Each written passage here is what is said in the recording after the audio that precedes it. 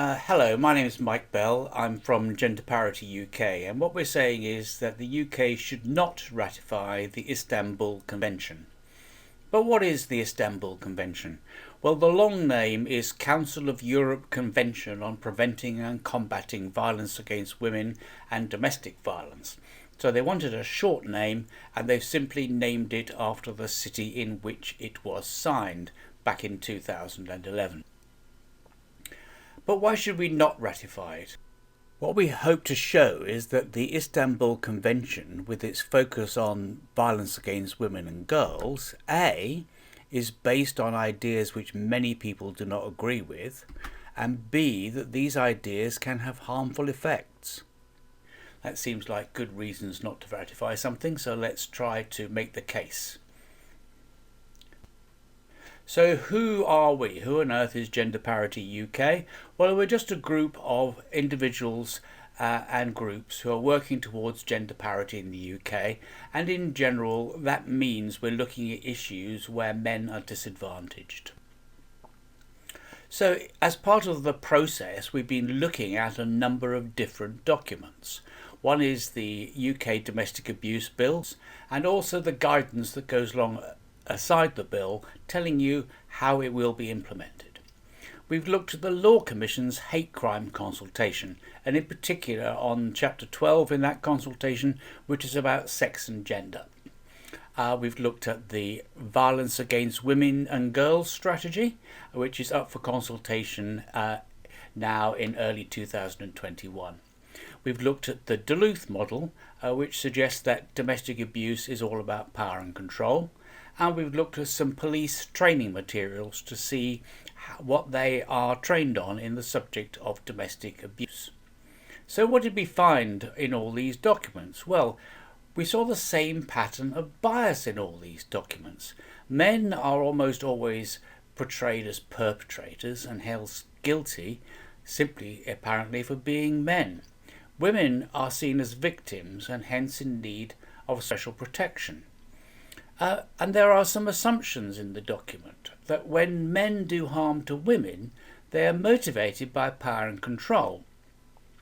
And when they're being violent to a woman, it's because she is a woman rather than any other reason. It appears that violence against men is less important or almost doesn't exist. But you say, we've got the Equalities Act. Surely the Equalities Act should prevent this sort of thing happen. It should be about equality and equality between the genders, because gender is one of those protected characteristics. So we thought we would appeal to the Equalities and Human Rights Commission, the EHRC, and ask them about these biased documents. So we did. They told us that these documents did not contradict the Act because, and I quote from their letter, recognition of domestic abuse as a gendered crime is also key to fulfilling the UK's international legal obligation under the Council of Europe Convention on Preventing and Combating Violence Against Women and Girls and Domestic Violence, the Istanbul Convention, and the implementation of which is one of the government's key aims in bringing forward the Domestic Abuse Bill. Aha! So whereas we thought that the Equalities Act was to protect us on an equal basis, it turns out that the Equalities Act is an implementation method for the Istanbul Convention, and that the bias which we saw in the Domestic Abuse Bill, particularly in the guidance, is actually complying with the Istanbul Convention. That's amazing. The documents are not biased according to the EHRC. They do fulfil the Equalities Act, and the bias is needed so the documents comply with the Istanbul Convention. Wow! So let's go back to this Istanbul Convention and see what's in it that makes this the case. So first of all, let's look at Article 3 definitions, what they mean by gender. Read it very carefully. Gender shall mean the socially constructed roles, behaviours, activities and attributes that a given society considers appropriate for men and women. That is, they claim that gender is not essentially determined by sex you were born with, but it is socially constructed and therefore a matter of choice. Do you want our government to make this our law? Do we all agree that gender is socially constructed? The next thing it does is it introduces gender-based violence, or a definition of it. Gender-based violence against women shall mean violence that is directed against a woman because she is a woman, or that affects women disproportionately. There's a problem with this definition. Let's take the first part. Violence that is directed against a woman simply because she is a woman. Unfortunately, hardly any violence against women comes into this category. It's almost unknown for a man to hit a woman simply because she's a woman. Or the second half, or that affects women disproportionately. This is an interesting point because there are almost no categories of violence which do affect women disproportionately. I mean, obviously there is rape, because the definition of rape is penetration by a penis, and consequently the vast majority of victims are going to be women. And secondly, female genital mutilation. Well, that's obvious because it's only dealing with females.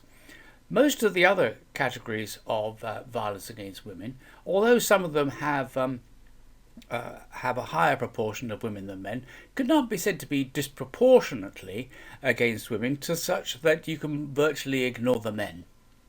So let's have a look at the actual causes of violence. This is not a comprehensive list. Well, we know from the research that 50 to 60% of it is mutual couple violence, that is, an argument getting out of control. We know that women are hurt more often and more significantly than men, but that's largely because men are stronger. We also know that there are intergenerational aspects. That is, if you're brought up in a violent home, you're much more likely to be violent yourself, and that violence is often associated with drug or alcohol abuse.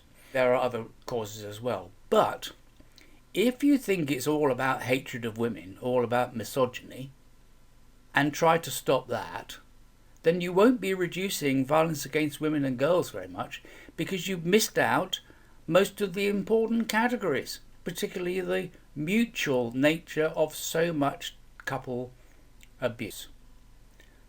So if violence against women and girls is motivated by sexism and misogyny, that is what the Istanbul Convention claims, then the only way to prevent it is to remove these bad traits from men. That is, we've got to get rid of their toxic masculinity. We have to retrain them. One way to do that is to remove the differences between men and women. One of the things that is being promoted, that we want to feminize men. Is this what we want in the UK? To reduce the differences between men and women in a hope that it will reduce violence against women and girls? Is there any evidence to support that? Now we look at a later article, because there are several sections to this Istanbul Convention. Let's look at Article 14 on education. Parties shall take, where appropriate, the necessary steps to include teaching materials on issues such as equality between women and men, not bad, non-stereotype gender roles, okay, mutual respect, of course, non-violent conflict resolution in interpersonal relationships, yes, we agree with that, but gender-based violence against women.